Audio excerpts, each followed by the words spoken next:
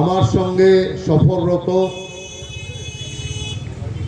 এই জেলারই অবিভক্ত দক্ষিণ 24 পরগনা জেলার সাধারণ সম্পাদক পিন্টু দাস, উপস্থিত অন্যান্য আধিকারিকবৃন্দ, সেই কারণের জন্য আপনাদের এই বিরাট যে এলাকা জুড়ে যে আপনাদের রোড শো হলো, প্রার্থী লোকের দরজায় দরজায় গিয়ে আশীর্বাদ প্রার্থনা করেছে।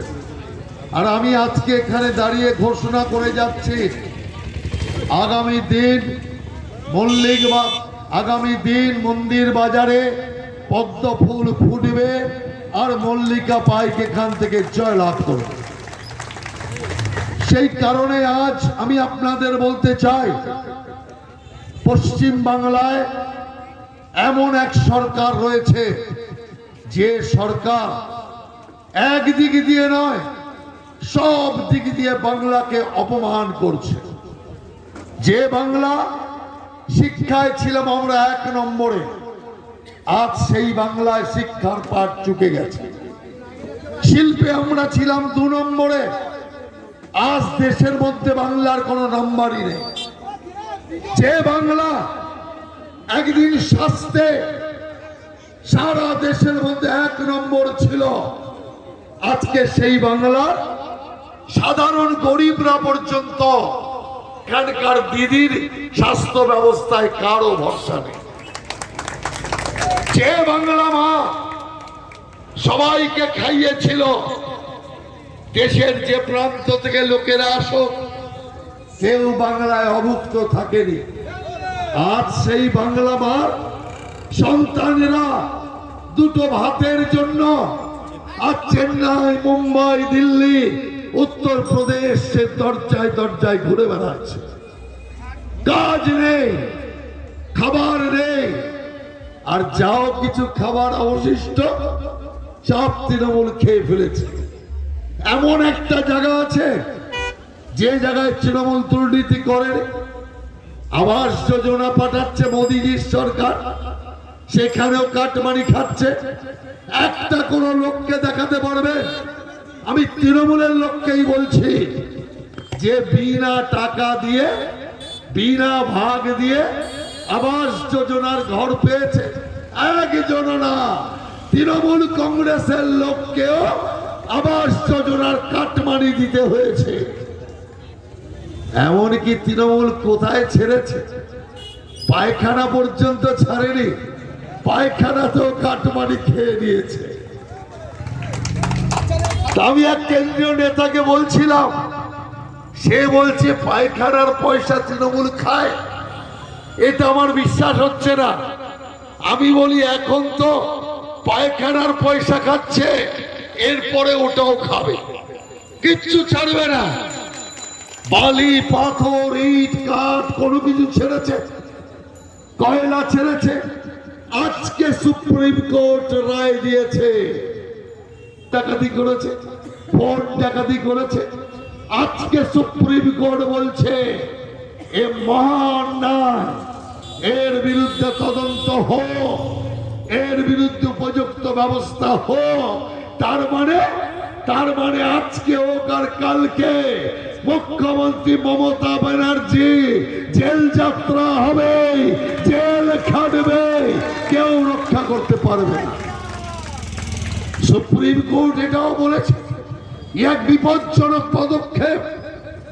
মুখ্যমন্ত্রী তার সমস্ত পুলিশ বাহিনীকে নিয়ে, অস্ত্র শস্ত্র নিয়ে ডাকাতি করলে তৃণমূলকে লোকেরা বলতো চোর, তৃণমূলকে লোকেরা বলতো যে চোর তৃণমূল, পিসি চোর, ভাইপো চোর, তৃণমূলের সব চোর। তো পিসির গায়ে লেগেছে, আমরা এত বড় বড় কাজ করি, শেষে বিজেপি না আমাদের চিৎকে চোর বানালো না। সেই কারণে চোরের বদনাম ঘোচাতে হবে, তাই আইপ্যাকের দপ্তরে গিয়ে ইডির কাছ থেকে ডাকাতি করে এখন ডাকাত হিসাবে নাম লিখিয়েছে।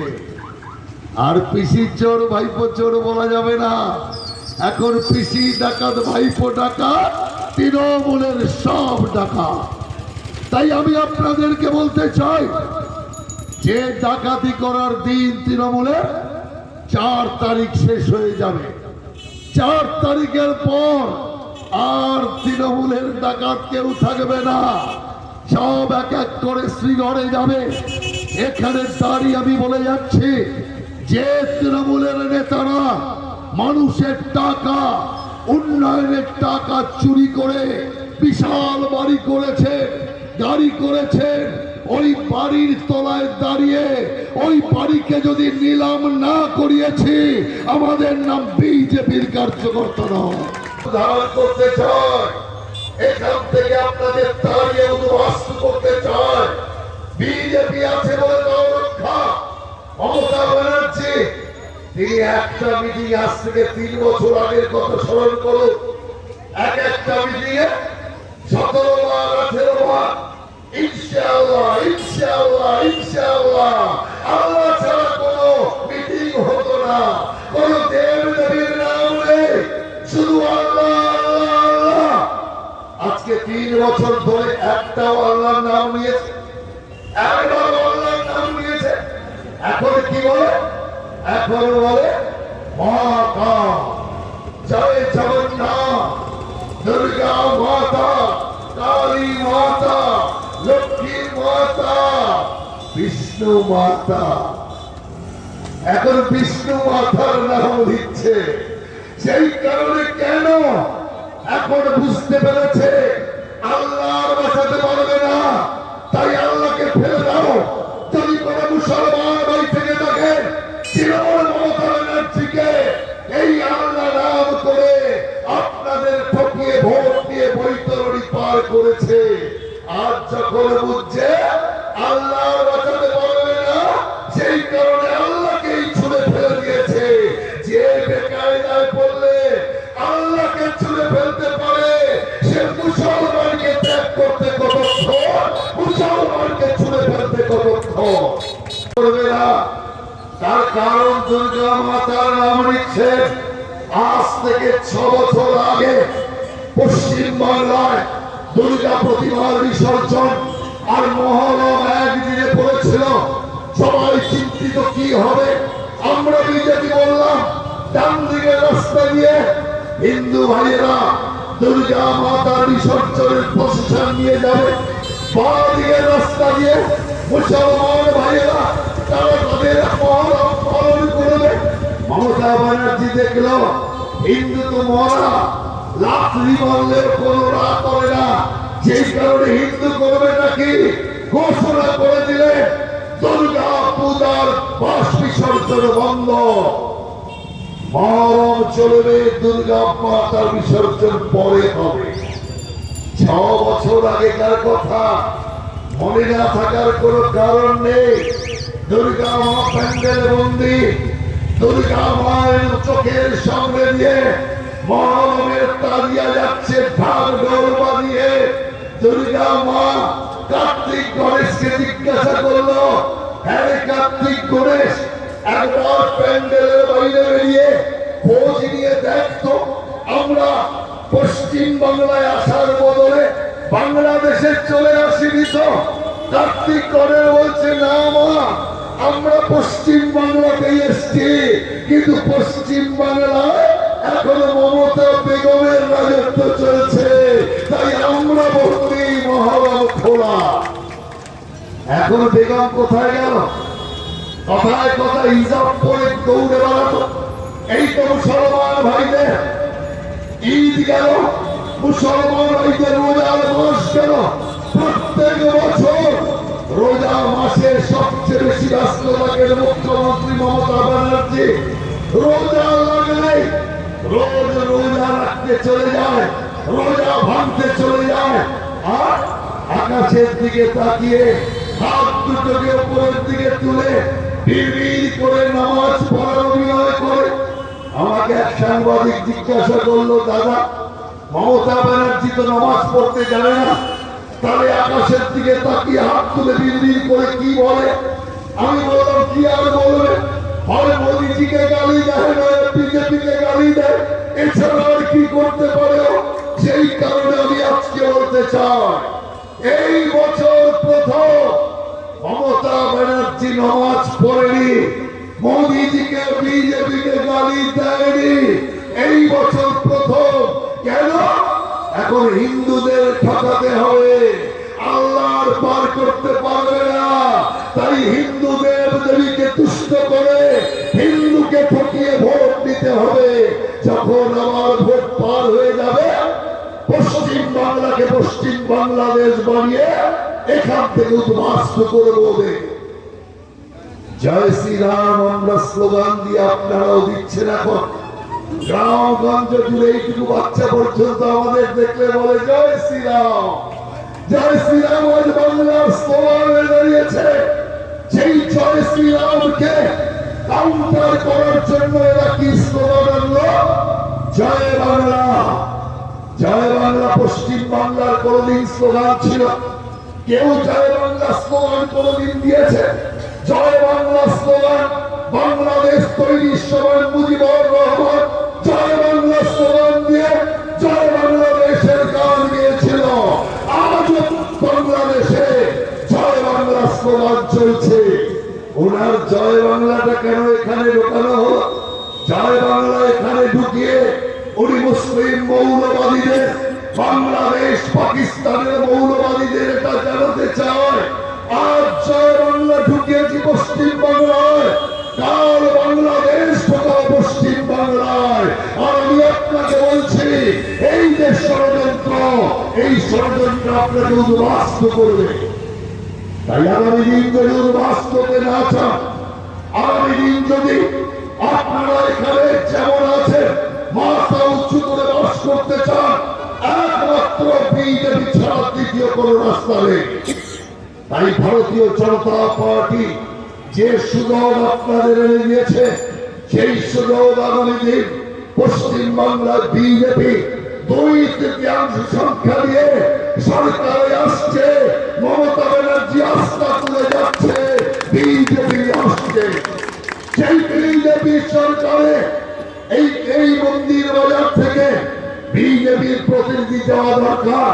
সেই কারণে বিজেপির প্রতিনিধিকে আপনারা জয়লাভ করান। তাই আমি আপনাদের সবার কাছে নিবেদন করব যে সমস্ত মন্দির বাজারের মানুষ এখানে ভারতীয় জনতা পার্টিকে প্রতিষ্ঠা করুন। ভারতীয় জনতা পার্টি সকলের মধ্যে এক ভাব নিয়ে কাজ করে এসছে।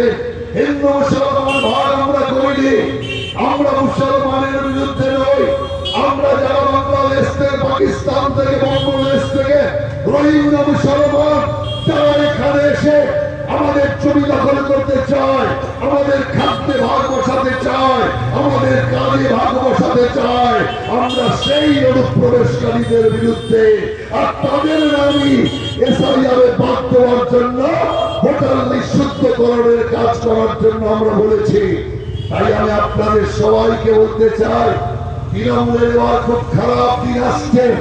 সিপিএম এর অবস্থা দেখেছেন, 34 বছর রাজত্ব করেছে, বাগান গরু একখানে জল খেত সিপিএম এর নামে। আর আজকে কি অবস্থা? ভিখারির চেয়ে দস্য ভিখারি। যে এত বড় ক্ষমতাবান পার্টি, আজকে তার সংখ্যা হচ্ছে 0। 0 থেকে আর উপরে উঠতে পারছে না, শুধু ভিক্ষা করে বেড়াচ্ছে। একটা সিট দে মা, একটা সিট দে বাবা, একটা সিট দে মা। তাই আমি আপনার সিপিএম এর সমস্ত কার্যকর্তাদের, কংগ্রেস এবং অন্যান্য দলের কার্যকর্তাদের বলতে চাই, ভুল করবেন না। সিপিএম কে ভোট দিয়ে তৃণমূলকে জেতানোর কাজ করবেন না। কংগ্রেসকে ভোট দেওয়া মানে ঘুরিয়ে ভোট কাটাকাটি রাজনীতিতে বিজেপির বিরুদ্ধে তৃণমূলকে ভোট দেওয়া। সেই কারণে আমি কংগ্রেস, সিপিএম তাদের সমস্ত মানুষকে, ভোটারদের বলতে চাই, বিজেপির বিরুদ্ধে করুণ আপত্তি নেই, কিন্তু আপাতত বাংলার অভিশাপ, এই বাংলার তৃণমূল কংগ্রেসকে বাংলা থেকে তারা, আগে বাংলা থেকে তৃণমূল তারা, তারপর বিজেপির বিরুদ্ধে লড়াই করবেন, কোনো আপত্তি নেই। সেই কারণে নতুন বাংলা, সোনার বাংলা তৈরি করবো আমরা। ডবল ইঞ্জিন সরকার, কেন্দ্রে মোদী, রাজ্যে মোদী, তবেই বাংলার উন্নতি হবে। তাই আমি আপনাদের সবার কাছে করজোড়ে অনুরোধ করবো যে আপনারা আগামী 29 তারিখ সকাল সকাল ভোট কেন্দ্রে গিয়ে বিজেপির প্রতীক চিহ্ন পদ্ম ফুলে আপনারা ভোট দেবেন। কত নম্বর বোতাম? 3 নম্বর বোতাম টিপে মল্লিকা পাইককে আপনারা নির্বাচিত করে এই মন্দির বাজারে মন্দিরের সামনে মা লক্ষ্মীর ফুল পদ্ম ফুলকে প্রস্ফুটিত করুন, মা দুর্গার হাতের ফুল পদ্ম ফুলকে প্রস্ফুটিত করুন।